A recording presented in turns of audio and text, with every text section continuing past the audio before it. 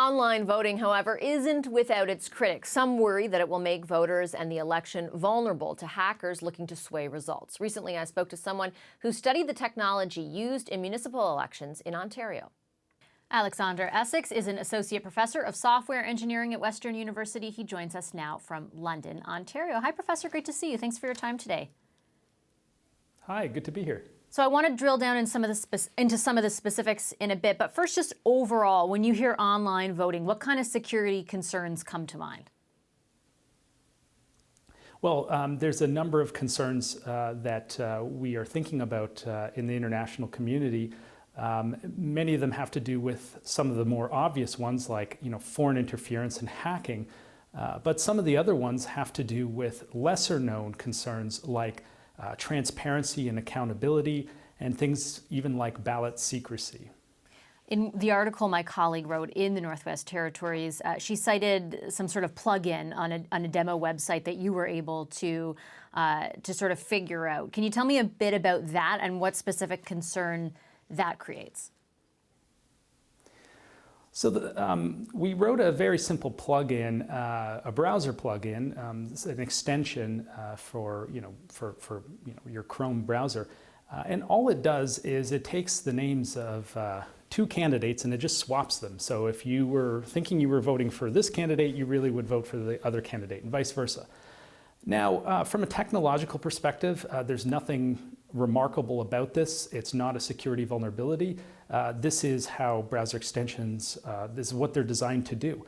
And do I think that the election is going to be rigged through browser extensions? Not necessarily. I don't necessarily think that's a big threat. The issue is that we need to start thinking about the various threats that may exist to online voting, and kind of what I was trying to do with this browser extension is just simply draw attention to the many ways that online voting is different than a traditional paper ballot.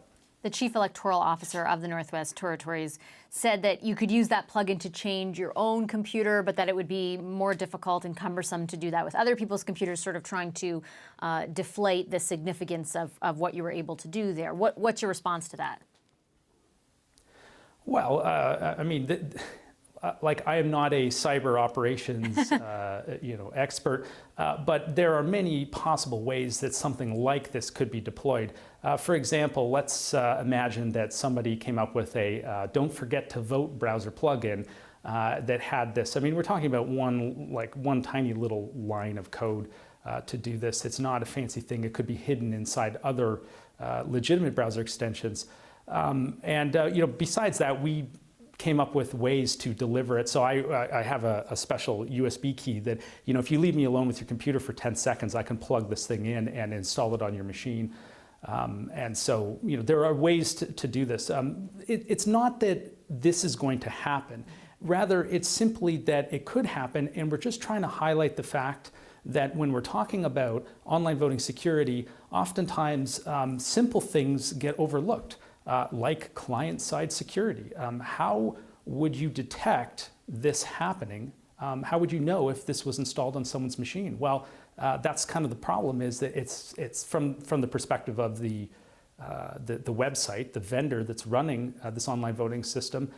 They're not going to be able to detect whether or not something like this is present on a voter's machine. Is there, I guess, a way to address some of these concerns? I know that, for example, in Northwest Territories elections, they're using double authentication, PIN codes. It's all being overseen by the Office of the Chief Information Officer.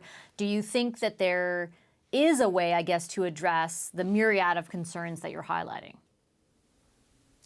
I think it's important for people to understand that election technology is a major point of contention internationally. The Americans have been debating this fiercely for 20 years now. And somehow we've managed to miss this debate almost entirely in Canada, and we've kind of dived headfirst into the deep end of the swimming pool. There's a lot of ways that this can go wrong. And I think things like double authentication. I mean, this that's all well and good, but it depends. So, for example, what we saw in the Ontario municipal election, we had many cities using online voting. Their second authentication factor was a date of birth, And we're releasing a report this month that chronicles the use of date of birth as an authentication factor, and we show that there's a possibility in many cases to link someone's vote to their identity through that credential. So, you know, where was the privacy impact assessment of using these authentication factors? So there's so many questions that need to get asked before we go and steam full speed ahead into this technology. Do you think also, I mean, you mentioned it off the top, but the sort of backdrop against which this is all happening, and that is the threat of foreign interference, the idea of, you know, state actors or otherwise trying to interfere in elections. Does that sort of change the calculation going forward as well?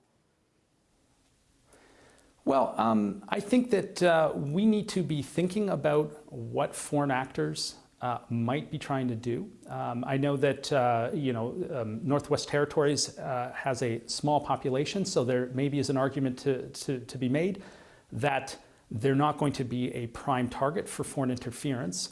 Of course, we won't know ahead of time, and the other question is, well, how would we detect it if it actually did happen?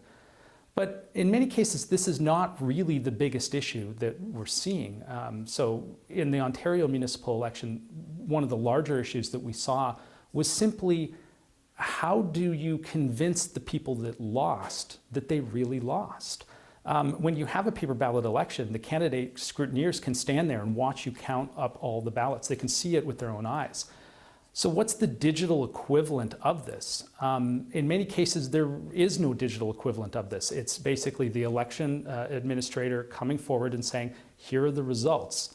And the candidates who lose are left simply to accept those results.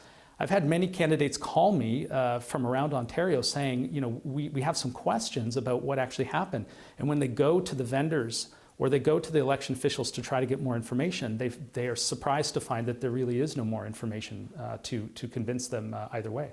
All right, a lot of questions still. Thank you so much, Professor. Appreciate your time this afternoon.